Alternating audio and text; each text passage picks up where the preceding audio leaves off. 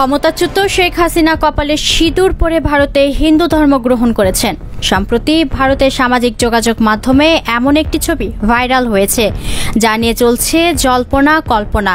আর ভারতে হঠাৎ করে ভাইরাল হওয়া শেখ হাসিনার এমন ছবি আর খবরে অবাক হচ্ছে গোটা বিশ্ব। সাবেক প্রধানমন্ত্রী শেখ হাসিনা কপালে সিঁদুর পরে ভারতে বসে হিন্দু ধর্ম গ্রহণ করেছেন। সম্প্রতি সামাজিক যোগাযোগ মাধ্যমে এরকমই একটি ছবি ভাইরাল হয়েছে। গতকালকে থেকে এই ছবিটার সাথে সাথেই পুরো বাংলাদেশকে কাঁপাই দিয়েছে। যারা সমালোচক আছেন তারা আরেকটু সমালোচনার সুযোগ পাচ্ছেন, আবার কেউ কেউ ভেবে নিচ্ছেন ঘটনা কিন্তু সত্য, আবার কেউ কেউ বলছেন যে না ভাই, ছবিটা এডিট করা, হতেই পারে না যে শেষ বয়সে আইসা তিনি ইমান আমল সবকিছু বিসর্জন দিয়া হিন্দু ধর্ম গ্রহণ করেছেন। শেখ হাসিনা যতদিন ভারতে থাকবে ততদিন এই বাংলাদেশের টারণপোড়ণ থাকবে, কারণ ইউনূস সরকার কখনো বা অন্য কোন সরকার এই হাসিনার পরিণতি ভোগ করতে চাইবে না। সবার স্মরণ হবে যে ভারতের অনুগত হইলে শেষ পর্যন্ত শেখ হাসিনা হইতে হবে। আসসালামু আলাইকুম ওয়া রাহমাতুল্লাহি ওয়া বারাকাতুহু। দেশ ও দেশের বাহিরে দূর দূরান্ত থেকে যে বা যারা এখন এই মুহূর্তে ভিডিও দেখছেন তাদেরকে অনুরোধ করব, দয়া করে পুরো ভিডিওটি সম্পূর্ণ ধৈর্য সহকারে দেখবেন। খুবই গুরুত্বপূর্ণ এবং অত্যন্ত ইম্পর্টেন্ট ভিডিও নিয়ে উপস্থিত হয়েছি আপনাদের মাঝে। প্রিয় দর্শক শ্রোতা মণ্ডলী, সম্মানিত বন্ধুগণ, সম্প্রতি একটি বিষয় নিয়ে সামাজিক যোগাযোগ মাধ্যম সহ পুরো দেশে ব্যাপক পরিমাণে আলোচনা সমালোচনা হচ্ছে। প্রিয় দর্শক শ্রোতা মণ্ডলী, সম্প্রতি গুঞ্জন উঠেছে শেখ হাসিনার একটি ছবি নিয়ে। শেখ হাসিনা নাকি ভারতে গিয়ে হিন্দু ধর্ম গ্রহণ করেছে। প্রিয় দর্শক শ্রোতা মণ্ডলী, হঠাৎ করে এই সামাজিক যোগাযোগ মাধ্যমে একটি ছবি ব্যাপক পরিমাণে ভাইরাল হয়েছে, যেখানে দেখা যাচ্ছে মাথায় সিঁদুর পরাচ্ছে এবং পূজা পাঠ করছে শেখ হাসিনা। প্রিয় দর্শক শ্রোতা মণ্ডলী, ভারতে গিয়ে সত্যিকার অর্থে কি ইসলাম ধর্ম ত্যাগ করে হিন্দু ধর্মাবলম্বীর ব্যক্তি হয়ে গেলেন শেখ হাসিনা, বাংলাদেশের সাবেক প্রধানমন্ত্রী, নাকি এটা সম্পূর্ণ মিথ্যা এবং বানোয়াট গুজব ছড়ানো হচ্ছে? সেটা আমরা দেখব কয়েকটা প্রতিবেদন থেকে, তারপরে কথা বলবো। আশা করি পুরো ভিডিওটা জুড়ে আপনারা আমাদের সাথে থাকবেন। যদি পারেন ভিডিওটি বেশি বেশি শেয়ার করবেন। চলেন দেখে আসি শেখ হাসিনা কি আসলেই হিন্দু ধর্ম গ্রহণ করেছে নাকি এটা মিথ্যা। ক্ষমতাচ্যুত শেখ হাসিনা কপালে সিঁদুর পরে ভারতে হিন্দু ধর্ম গ্রহণ করেছেন। সম্প্রতি ভারতের সামাজিক যোগাযোগ মাধ্যমে এমন একটি ছবি ভাইরাল হয়েছে, যা নিয়ে চলছে জল্পনা কল্পনা। আর ভারতে হঠাৎ করে ভাইরাল হওয়া শেখ হাসিনার এমন ছবি আর খবরে অবাক হচ্ছে গোটা বিশ্ব। ভাইরাল ছবিটিতে দেখা যায় একদল লোকের সঙ্গে দাঁড়িয়ে আছেন শেখ হাসিনা। গেরুয়া পোশাক পরিহিত একজন হিন্দু পুরোহিত ভারতে তার কপালে তিলক এঁকে দিচ্ছেন। এর মাধ্যমে তিনি হিন্দু ধর্ম গ্রহণ করেছেন বলে প্রচার চালাচ্ছে খোদ ভারতীয় জনগণ। সামাজিক যোগাযোগ মাধ্যম ব্যবহারকারীরা ছবিটি শেয়ার করে ক্যাপশনে বাংলায় লিখেছেন, হাইরে বুবু, যখন বাংলায় মুসলমান এবং হিন্দুস্তানে হিন্দু। আসলেই শেখ হাসিনা হিন্দু ধর্ম গ্রহণ করেছেন কিনা সে বিষয়ে ফ্যাক্ট চেক করেছে যুক্তরাজ্য ভিত্তিক ভারতীয় ফ্যাক্ট চেক সংস্থা লজিক্যালি ফ্যাক্টস। ছবিটির ফ্যাক্ট চেক করে দেখা যায় শেখ হাসিনার হিন্দু ধর্ম গ্রহণের দাবিতে ভাইরাল হওয়া ছবিটি এডিট করা হয়েছে। এই ছবির মূল ছবিটি 2022 সালের সেপ্টেম্বর মাসের, যেখানে ভারতের বিরোধী রাজনৈতিক দল কংগ্রেসের নেতা রাহুল গান্ধীর কেরালা সফরের সময় তার কপালে তিলক এঁকে দেন হিন্দু পুরোহিত। সেই ছবি এডিট করে রাহুল গান্ধীর জায়গায় শেখ হাসিনাকে বসানো হয়েছে। এদিকে শেখ হাসিনার ভারত অবস্থান নিয়ে বাংলাদেশের জনগণের কৌতূহলের শেষ নেই। ঠিক এমন সময় এ ধরনের গুজব ছড়ানো আওয়ামী লীগ সমর্থিতের জন্য মোটেও সুখকর ছিল না। পাশাপাশি ভারতের সাধারণ মানুষ এমন গুজব ছড়ানোর বিষয়টি হাসির খোরাকে পরিণত হয়েছে। এদিকে শেখ হাসিনা ইস্যুতে ভারতের সঙ্গে বাংলাদেশের সম্পর্ক খুব একটা ভালো যাচ্ছে না। হাসিনার প্রতি ভারতের অতিরিক্ত মমতা বাংলাদেশের জনগণ মেনে নিতে পারছে না। এমন সময় খোদ ভারতে হাসিনাকে নিয়ে এমন গুজব রটে যাওয়ায় অনেকেই বলছেন ভারত এখন হাসিনাকেও ছাড়ছে না। ছবিটি বিশ্লেষণ করে দেখা যায় ভাইরাল ছবিটি ক্রপ করার পর রাহুলের জায়গায় বসানোর জন্য উল্টে দেওয়া হয়েছে। মূল ছবিটি AFP-তেও পাওয়া যাচ্ছে। ভারতের সামাজিক যোগাযোগ মাধ্যমে ভাইরাল হওয়া শেখ হাসিনা হিন্দু ধর্ম গ্রহণের গুজবটি নিয়ে বাংলাদেশের জনপ্রিয় মিডিয়াগুলো সংবাদ প্রকাশ করেছে। বাংলাদেশের কোটি জনগণের আবেগ অনুভূতিকে পাশ কাটিয়ে ভারত ব্যক্তি হাসিনাকে যে প্রাধান্য দিচ্ছে তাতেই দুই দেশের সুসম্পর্ক নেতিবাচক প্রভাব পড়েছে। অথচ সেই ভারতেই হাসিনাকে নিয়ে এমন গুজব নতুন রহস্যের সৃষ্টি করেছে। কেউ কেউ বলছেন ভারতের জনগণের বড় একটি অংশ এখন হাসিনাকে কেন্দ্র করে বাংলাদেশের সঙ্গে সম্পর্ক নষ্ট করতে চাচ্ছেন না, আর সে কারণে হাসিনাকে নিয়ে নানা ধরনের গুজব গুঞ্জনের ডালপালা মেলা শুরু হয়েছে দেশটিতে।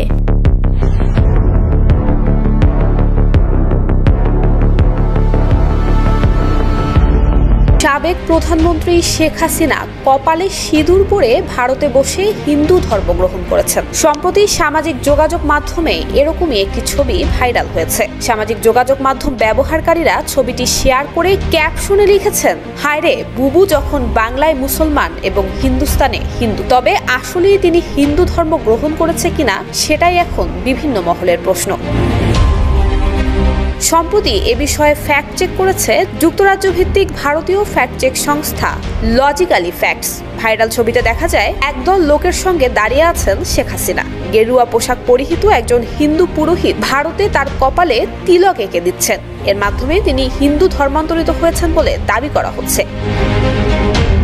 ছবিটির ফ্যাক্ট চেক করে দেখা যায় শেখ হাসিনার হিন্দু ধর্ম গ্রহণের দাবিতে ভাইরাল ছবিটি সম্পূর্ণই এডিট করা। এর মূল ছবিটি 2022 সালের সেপ্টেম্বর মাসের, যেখানে ভারতের বিরোধী রাজনৈতিক দল কংগ্রেসের নেতা রাহুল গান্ধীর কেরালা সফরের সময় তার কপালে তিলক এঁকে দেন হিন্দু পুরোহিত। সেই ছবিকে এডিট করে রাহুল গান্ধীর জায়গায় শেখ হাসিনাকে বসানো হয়েছে। ফ্যাক্ট চেকের অনুসন্ধানে পাওয়া যায়, রিভার্স ইমেজ অনুসন্ধানে 2022 সালের 14 সেপ্টেম্বর ভারতীয় বার্তা সংস্থা এনআই এর গতকালকে থেকে এই ছবিটার সাথে সাথেই পুরো বাংলাদেশকে কাঁপাই দিছে।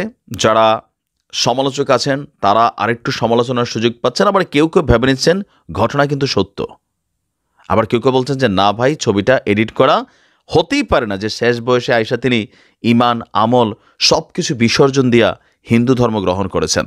ভারতের গণমাধ্যমগুলো, ভারতের মিডিয়া প্ল্যাটফর্মগুলো বা ইনফ্লুয়েন্সাররা এই জিনিসটাকে আরও কয়েক গুণ আমজনতার কাছে বিশ্বাস করার জন্য তারা কিন্তু নানান ধরনের ভিডিও বানাচ্ছেন।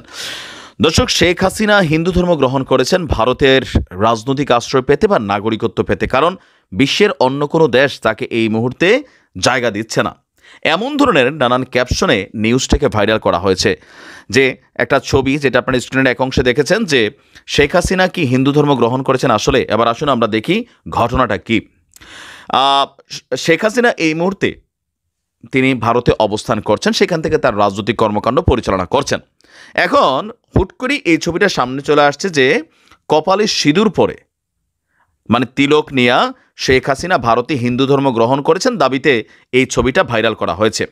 তো আমরা দেখি যে এটা নিয়ে ইন্টারন্যাশনাল ফ্যাক্ট চেকার যারা, তারা কি বলছে। ফ্যাক্ট চেক করেছে এই ছবিটা নিয়ে যুক্তরাজ্য ভিত্তিক ভারতীয় ফ্যাক্ট চেক সংস্থা লজিক্যালি ফ্যাক্টস। ছবিটিতে দাবি করা হয়েছে যে একদল লোকের সাথে দাঁড়িয়ে আছেন শেখ হাসিনা, আর গেরুয়া পোশাক পরিহিত একজন হিন্দু পুরোহিত ভারতে তার কপালে তিলক এঁকে দিচ্ছেন। এর মাধ্যমে তিনি হিন্দু ধর্মে ধর্মান্তরিত হয়েছেন বলে দাবি করা হয়েছে।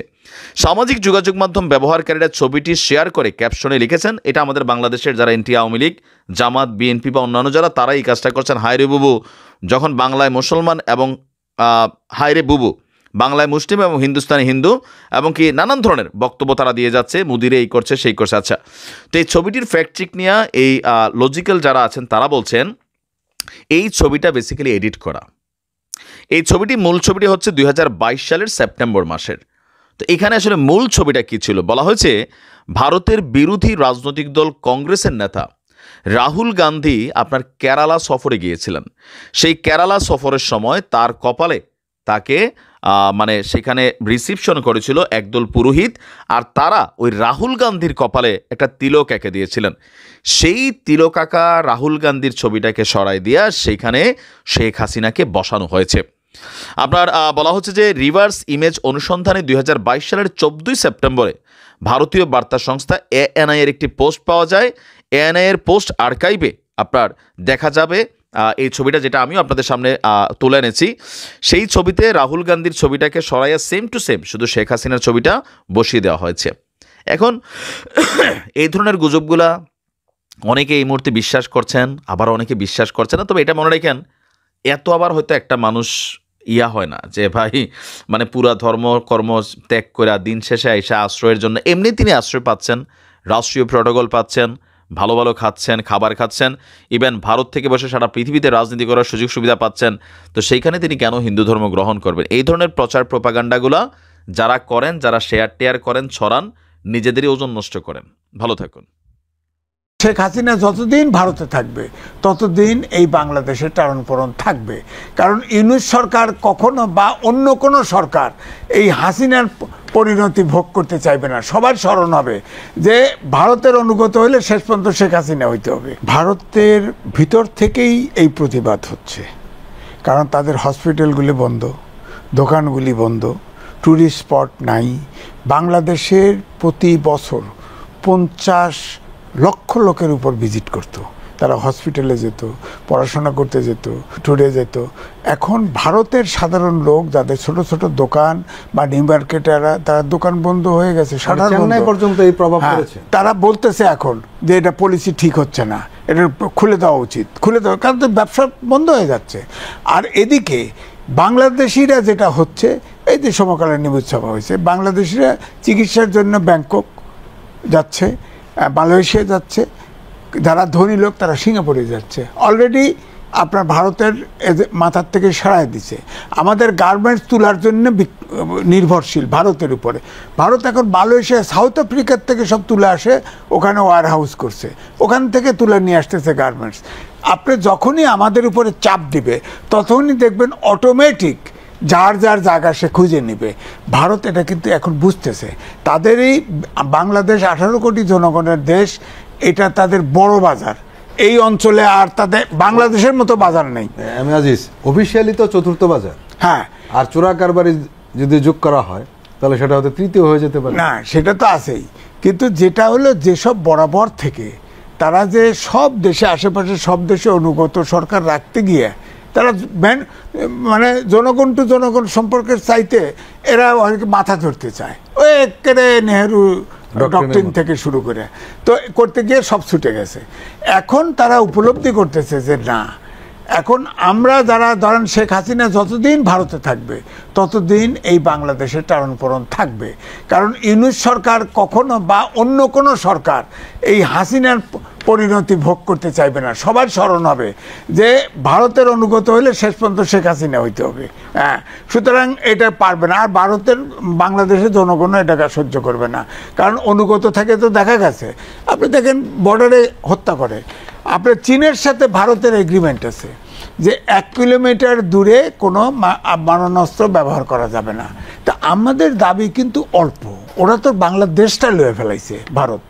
শেখ হাসিনা পুরো বাংলাদেশের সব কিছু দিয়ে দিছে, এবং এই করিডোরটা হয়ে গেলেই 7 সিস্টারে যেতে পারতো, তাদের ষোলকলা পূর্ণ হতো। এই জায়গা তাদের মাথা গরম হয়ে গেছে পরিষ্কার। এই জন্য তারা ভাবে যে একমাত্র আমাদের বিশ্বস্ত শেখ হাসিনা, তাকে এই নিয়ে এই দেশে পাঠাইতে হবে। এবং কোনো ফ্যাসিস্ট পৃথিবীতে কোনো নজির নাই যে আবার দ্বিতীয়বার ক্ষমতায় আসছে, এটা সম্ভব না।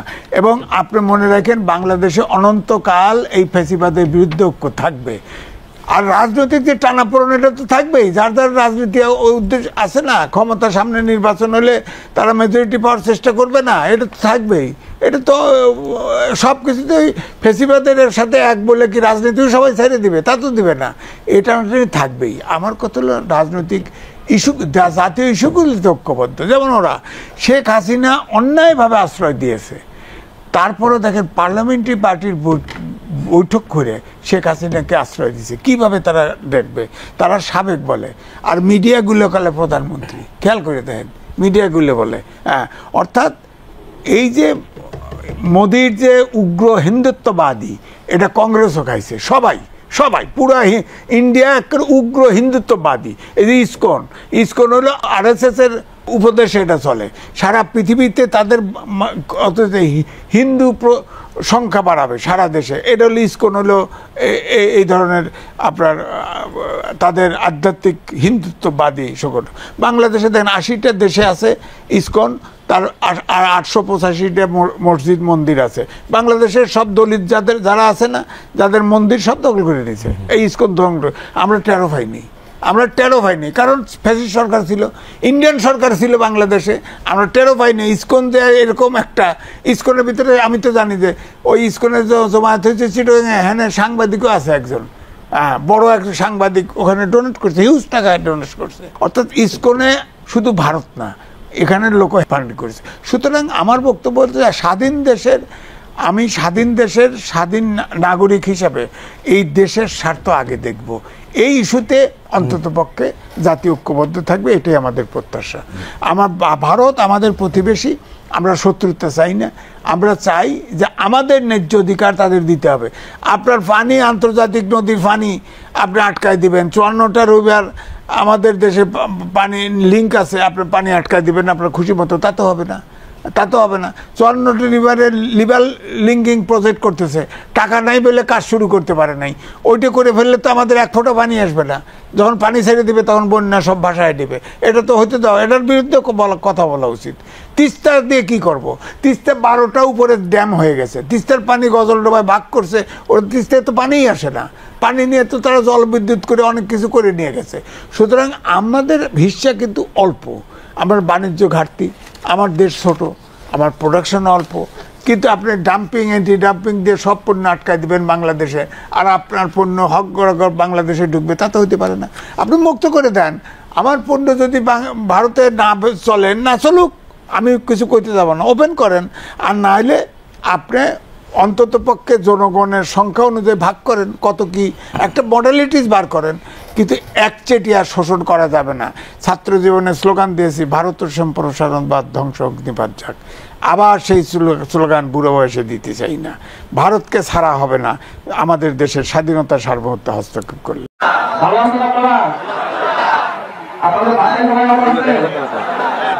আমাদের সাথীদেরকে, ভাবিদেরকে, আমাদের বোনদেরকে ভগবান সালাম জানাবেন আমার পক্ষ থেকে। আমি আপনাদের সামনে আসতে পেরে নিজেকে ধন্য মনে করছি, আপনাদের সামনে দাঁড়াতে পেরে নিজেকে গর্বিত মনে করছি। আপনারা আজকে আমাকে যে সম্মান দিয়েছেন, যেভাবে আপনারা আমাকে গ্রহণ করেছেন, এজন্য আমি চিরকৃতজ্ঞ থাকবো। আসলে আমি ছোট মানুষ, এতটুকু সম্মান পাওয়ার যোগ্য হয়তো আমি হতে পারিনি, তবে আমি আপনাদের সন্তান হয়ে, আপনাদের ভাই হয়ে, আপনাদের ছেলে হয়ে আপনাদের পাশে থাকবে, এই কথা দিতে পারি। আমার সামনে আপনারা যারা আছেন প্রত্যেকে আমার অধিকাংশ আমার শ্রদ্ধেয় পিতার মতো, আমার বড় ভাইয়ের মতো, আমার চাচার মতো। আপনাদের কাছে আমি আপনাদের পক্ষ থেকে নেতা বা লিডার শব্দ শুনতে চাই না। আপনারা যারা মুরব্বীরা আছেন তারা আমাকে নাম ধরে রাখতে পারেন, আমাকে আমার বয়সী যারা আছেন ভাই বলে রাখতে পারেন, কিন্তু আপনারা আমাকে ভাতিজা বলে রাখতে পারেন, কিন্তু আমি নেতা বা লিডার হওয়ার জন্য আপনাদের সামনে আসিনি। আপনাদের সামনে অনেক মানুষ আসে, এসে নেতা হয়ে শোষণ করে, আমার এখান থেকে বিতাড়িত হয়। নেতারা শোষণ করে, নেতারা নির্যাতন করে, নেতারা অত্যাচার করে, কিন্তু ভাই কিংবা সন্তান কখনো কারোর উপর অত্যাচার কিংবা নির্যাতন করতে পারে না। আমি আপনাদের কাছে সন্তান হয়ে থাকতে চাচ্ছি। আমি আপনাদেরকে একটি কথাই বলি, যেদিন থেকে মোহাম্মদ আলীকে হাতিয়া থেকে বের করে দেওয়া হয়েছে, সেই তার আগে এই হাতিয়া উপজেলার এমন কোন নেতা নাই যে মোহাম্মদ আলীর কাছ থেকে টাকা খেয়ে মোহাম্মদ আলীকে টিকিয়ে রাখার চেষ্টা করে না। আমাকে না হলো প্রতিদিন 10 থেকে 15 বার ফোন দিয়েছে, বাবা তুমি আমাকে সেভ করো, আমি আমার পরিবার সহ তোমার সাথে থাকবো। আমি বলেছি কোন সন্ত্রাসী হাতিয়াতে রাখতে পারবে না। বাংলাদেশের শুধুমাত্র একটা এমপি যাকে তার বউ এবং সন্তান সহ গ্রেপ্তার করা হয়েছে, সেটা আপনাদের সন্ত্রাসী মোহাম্মদ আলী। আমাকে নৌবাহিনী জিজ্ঞাসা করেছিল যে হচ্ছে ওনাকে কি হ্যান্ডকাপ পরাবো নাকি পরাবো না, আমি বলছি রশি বেঁধে নেন। যেই নদী পথে এদেশের মানুষকে অত্যাচার নির্যাতন করেছে, যেখানে হাতিয়ার মানুষকে শোষণ করেছে এই নদীপথ ব্যবহার করে, যেখানে একটি ট্রলার উঠার জন্য আমার মা বোনদেরকে একজনের গায়ে আরেকজনকে পড়তে বাধ্য করেছে, সেই মোহাম্মদ আলীকে রশি বেঁধে দাঁড়িয়ে শিখতে হবে না।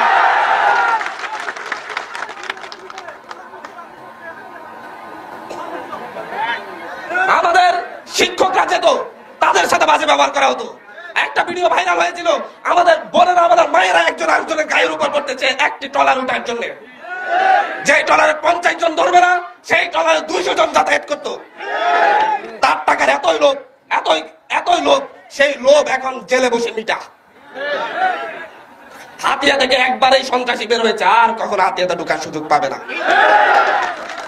আমি আপনাদের সামনে এসে শুধু বলবো, আপনাদেরকে এতদিন যাবৎ শুধুমাত্র আপনাদেরকে ট্রিট করা হয়েছে, আপনাদের সাথে আচরণ করা হয়েছে। আপনারা একজন ভোটার, আপনারা একজন গেলে মিছিলে একজন লোক পারবে, এভাবে ট্রিট করা হয়েছে, আপনাদের সাথে আচরণ করা হয়েছে। আপনাদের সাথে আচরণ করা হয়েছে তার লাঠি বহনের জন্য। তারা আপনাদেরকে মানুষ মনে করতো না, তারা আমাদেরকে মানুষ মনে করে আমাদেরকে মনে করতো যে তারা একটা ভোট পাবে, ভোটার হিসেবে আমাদেরকে গণ্য করতো, লাঠিয়াল হিসেবে গণ্য করতো, যার কারণে সন্ত্রাসীদেরকে দিয়ে আমাদেরকে জিম্মি করে রেখেছিল। কিন্তু আমরা কেউ শুধুমাত্র ভোটার নই, আমরা শুধুমাত্র লাঠিয়াল নই, আমাদের এই দেশের প্রতিটি মানুষ, শিশু থেকে বৃদ্ধ পর্যন্ত প্রত্যেকে বাংলাদেশের নাগরিক। মনে রাখতে হবে, বাংলাদেশে সেই মোহাম্মদ আলীর যতটুকু অধিকার ছিল, যতটুকু শেখ হাসিনার অধিকার ছিল, যতটুকু আমি আন্নান মাসুদের অধিকার আছে, যতটুকু এদেশের এমপি মন্ত্রী উপদেষ্টাদের অধিকার আছে, ততটুকু অধিকার আপনাদের প্রত্যেকের আছে। আপনারা মনে রাখবেন, যে বৃদ্ধা ভাতা পাচ্ছেন, যে জেলে কার্ড পাচ্ছেন, যে শিশু কার্ড পাচ্ছেন, যে স্বাস্থ্য কার্ড পাচ্ছেন, এগুলো আপনাদের জন্য ভিক্ষা নয়, এগুলো আপনাদের অধিকার।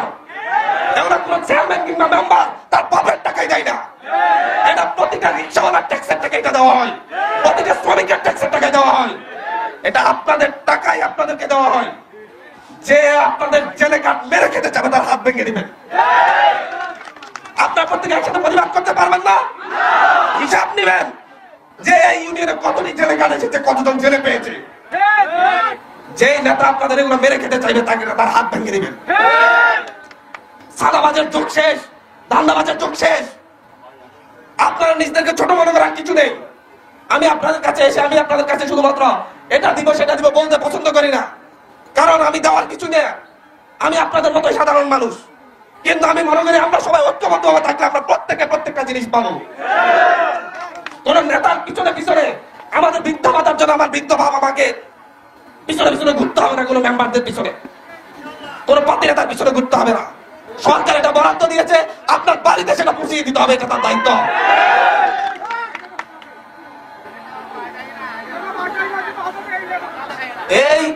এই পরিবেশটাকে আমাদের সবাইকে মিলে পরিবর্তন করতে হবে, এটা একার পক্ষে সম্ভব হয় না। সেই কথাই বলতেছি, আপনারা সকলে মিলে আজকে আপনাদের এখানে আমি বলে যাব, প্রতিনিধিদের নাম দিয়ে যাব, তাদের নেতৃত্বে যেখানে সাদাবাজি হবে, যেখানে আপনাদের টাকা মেরে খাওয়ার চেষ্টা করা হবে, প্রত্যেকের নাম ধরে ধরে বুঝে নেবেন।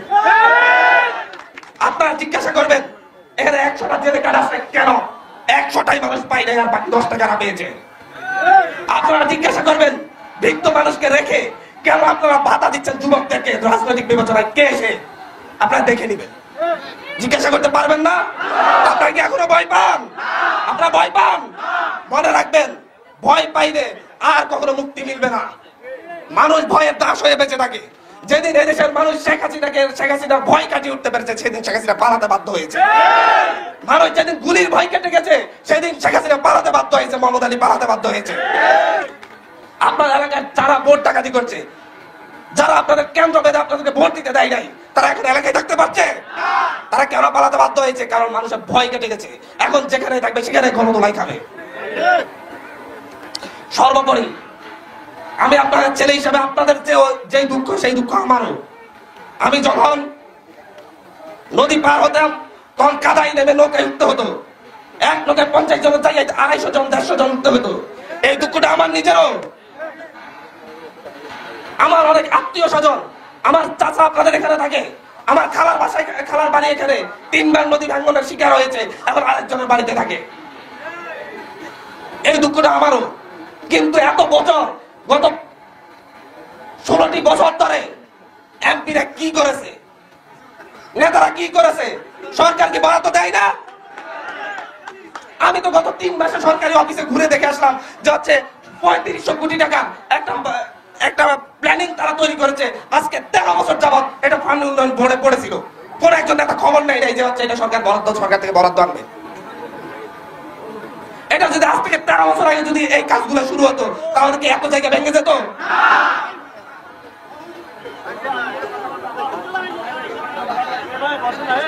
আপনার এখানে 3,500 কোটি টাকার বরাদ্দ হয়েছে এই নদী ভাঙন রোধ করার জন্য, কিন্তু সেই নদী ভাঙন যেখানে মানুষের প্রয়োজন সেখানে রোধ না করে এক সাইডে তার জায়গা জমি যেখানে আছে সেখানে সেটা রক্ষা করার জন্য এক সাইডে তারা মানুষকে মানুষ মনে করে না, পশুর মতো ট্রিট করেছে।